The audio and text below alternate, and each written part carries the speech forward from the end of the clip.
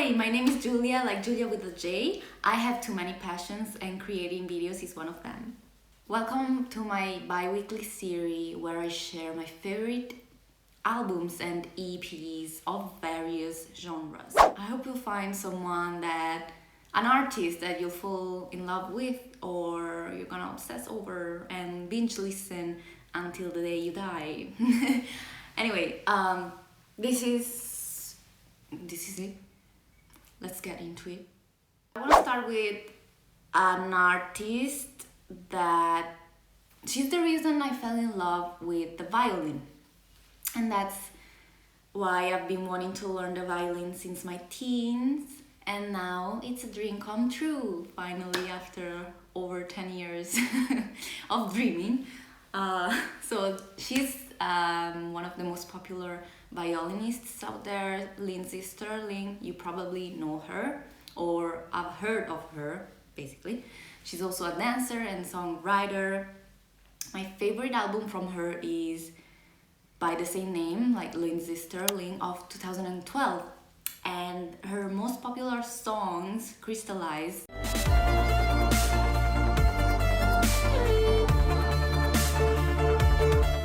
is in this album.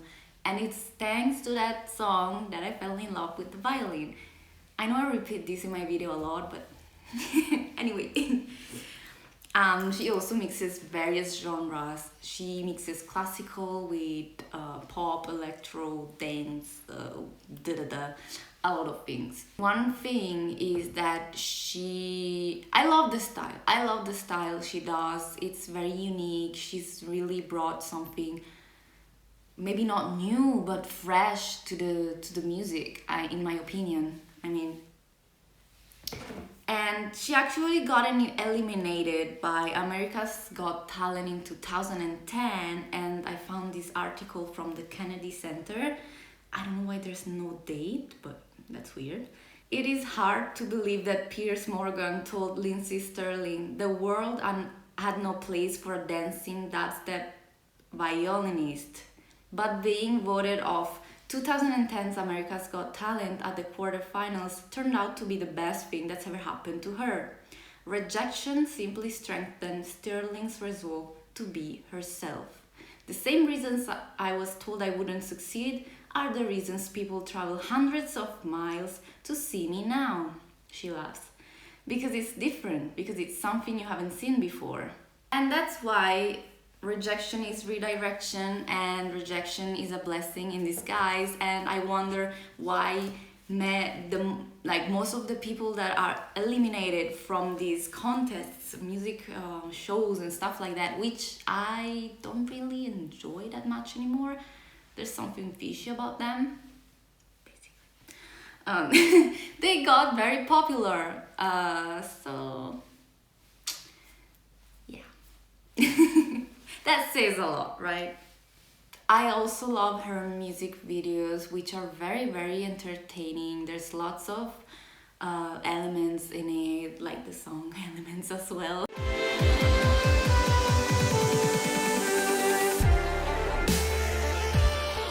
I don't know, the fact that she's just herself and just enjoying playing the violin and dancing.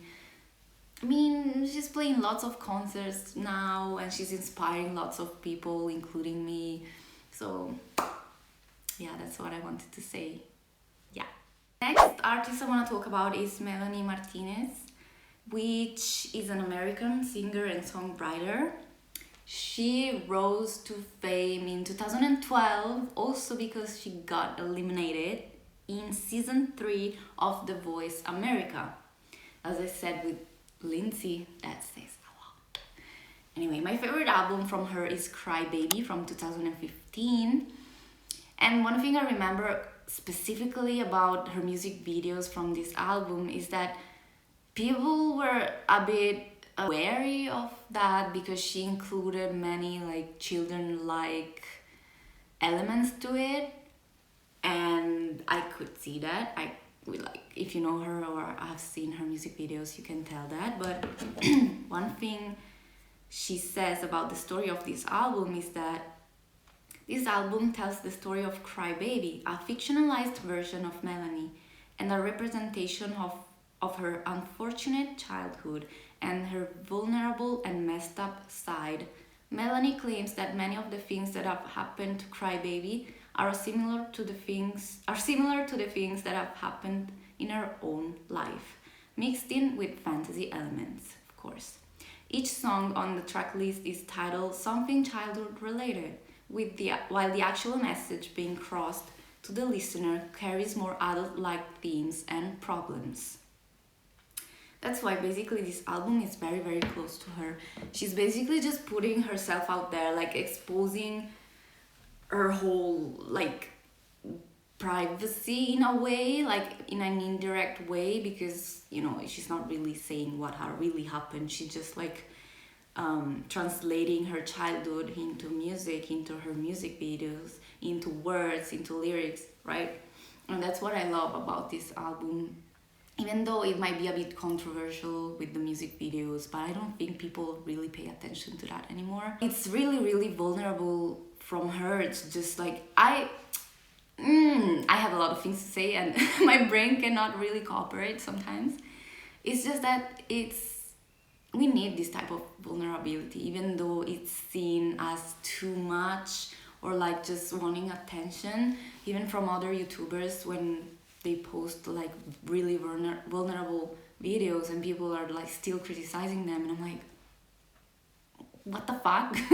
I mean, it's okay. I mean, whatever. People don't have anything else to do with their life.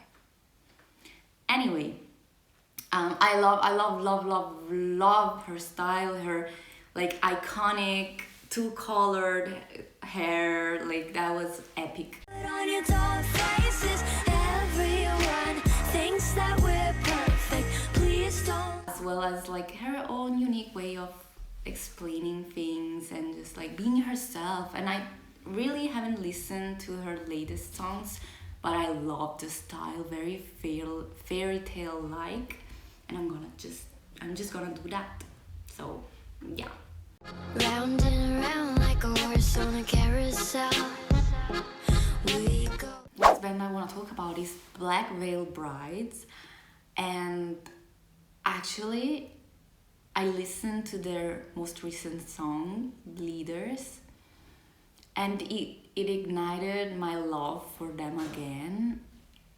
And oh my god, I don't know where to start. Anyway, they're an American band formed in 2006.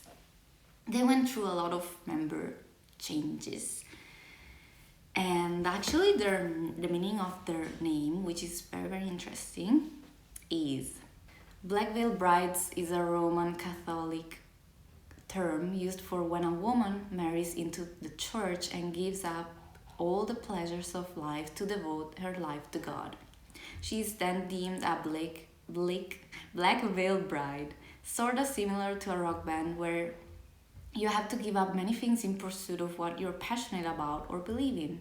It also has the dichotomy of the positive and negative. The happiest time in one's life could be getting married, and the opposite of that in one's life would be at a funeral of a loved one. It all tends to fit really well for a dark and heavy rock band. I love that. Really interesting name choice. So my favorite album from them is Set the World on Fire from 2011. Jesus Christ, I cannot talk today. And as always, stage presence was like, they used a lot of body paint, makeup, and black colors anyway, like in terms of clothing. And they were inspired by Kiss and Motley Crue. That's how we pronounce that? I don't Motley Crue, because of the two, anyway. And other 1980s glam metal acts.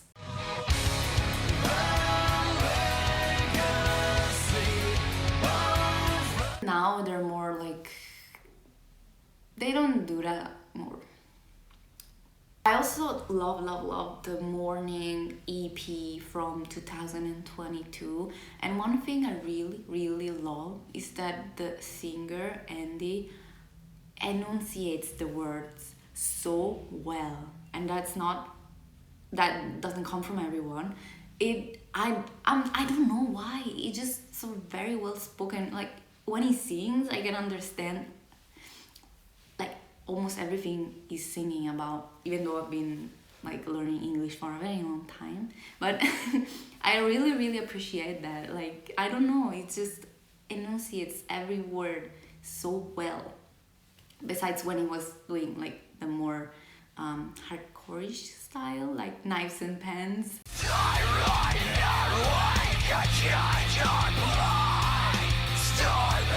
That was the music video that I discovered them with. I love that style, oh my god. I still love it. But anyway, the lyrics, I love their lyrics, and one thing they also say about that is Black Veil Brides lyrics have dealt with topics aimed at people who feel like outcasts in society. Their former bass player Ashley Purdy said this in an interview about the message the band sends to its listeners. We carry a message of believing in yourself and letting no one tell you otherwise. We stand up for the underdog and the disenfranchised. Oh my god, what a word. Anything strange, odd, or unique, we embrace that. So basically, standing up for yourself, have fun, and live your life how you choose. You only have one life, make the most of it. Hell yeah, I love that. That's why I really relate a lot to their lyrics. Like, oh my god, I love that, and their music videos. They're so, even though they have like this rock heavy style, their music videos feel so elegant and sophisticated to me. I don't know why. They just give me that vibe, and I love that. I really pay attention to that. But yeah, next band I want to talk about is Tokiohotel. They're very popular now globally, but in the very first few years they were only popular in Europe because let me explain. They're a German band formed in 2001. They used to do pop rock, alt rock, and then from 2014 they moved to a more electropop synth pop style, and that's fine. They used to be called Devilish, but then they changed it to Tokiohotel. Tokyo is the German spelling way of Tokyo. They chose Tokyo because they love Tokyo. That's it. Easy. So, their first album, I know German, I just forgot about it. I used to speak it very well, but anyway, Schrei, which means scream in German, from 2005, is my favorite album because I got to know them thanks to that.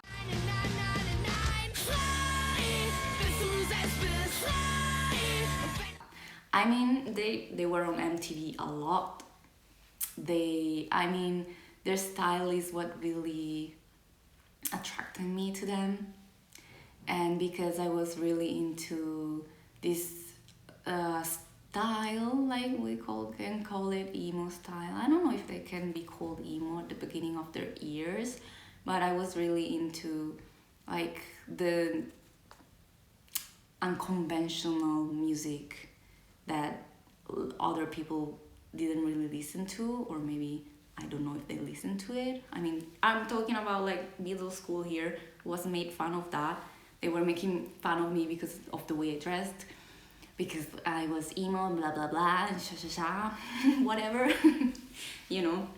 And I remember that I had their posters plastered in my walls, in my room, and I was buying the magazines with them on it. Like, I was straight up obsessed. I loved that.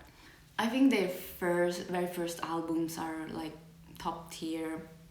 they released another German album. Their first few albums were German, and Zimmer, let me try, 483 from 2007, and then they made an English version of this album called Room 403. Oh my god, I glitched there. I don't know why. It's basically was their debut English studio album that really made them rose to fame in the US as well.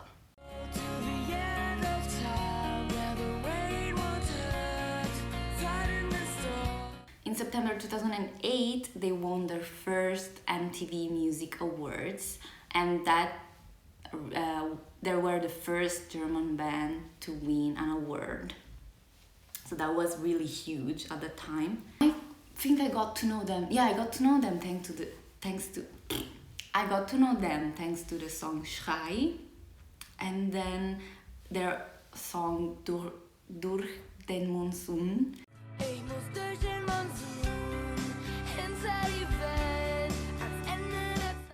Is very, very popular, which means through the monsoon.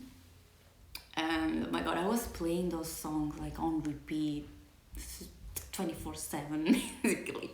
I was so in love with this band, like for real.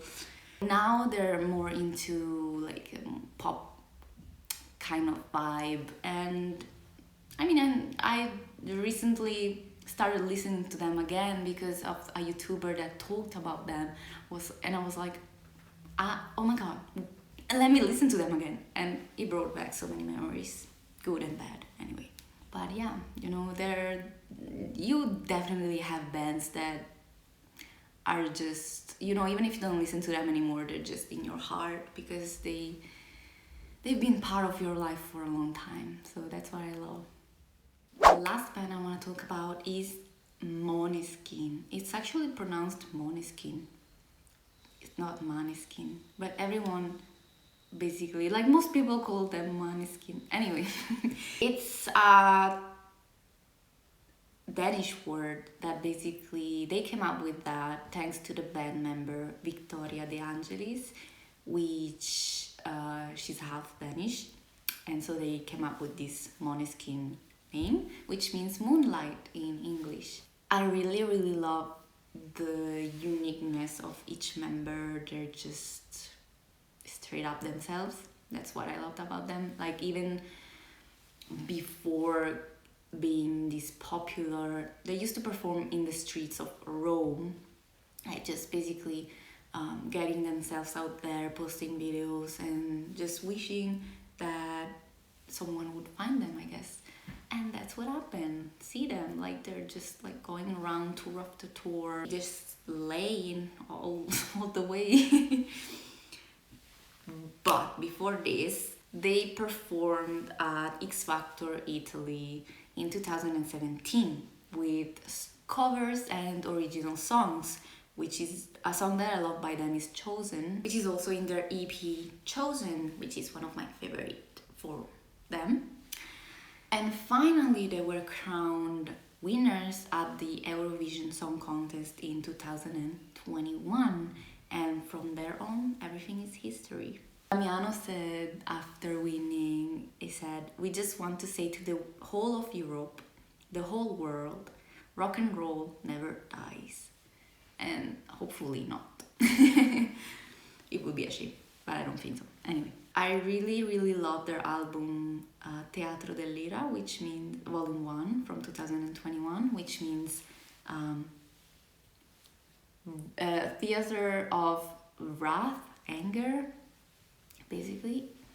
And they're also their 2022 album Rush, the Are You Coming version.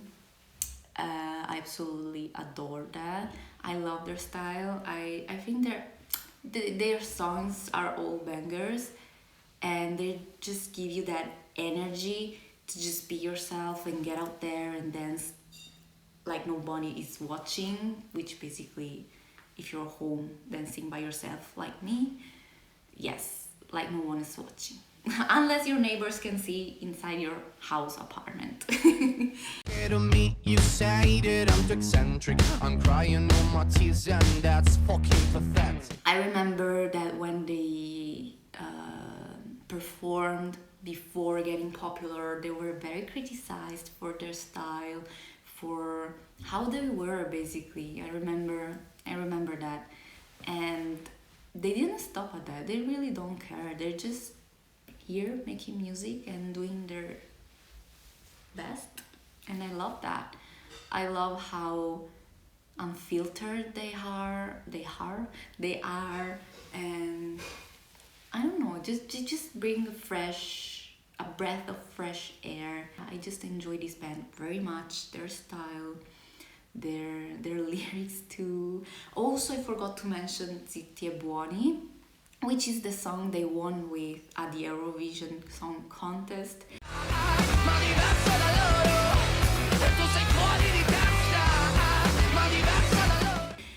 The lyrics is in Italian, but if you look up the meaning, just like putting it plainly, they, as I said, very unfiltered, very straight to the point, quite daring as well. Also, their Mamma Mia music video is crazy. I love their craziness. Like, I really enjoy this band, and I hope I'm gonna see them soon. Like, there's so many concerts I wanna see. Jesus, I don't know.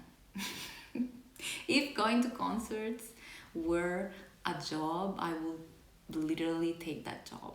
As always, thank you for listening, watching, anything, and let me know if you knew these artists already, if you listen to them, if you're just gonna check them out just out of curiosity. And yeah, I hope you enjoyed. That's all I gotta say, I think. Yeah, thank you and bye.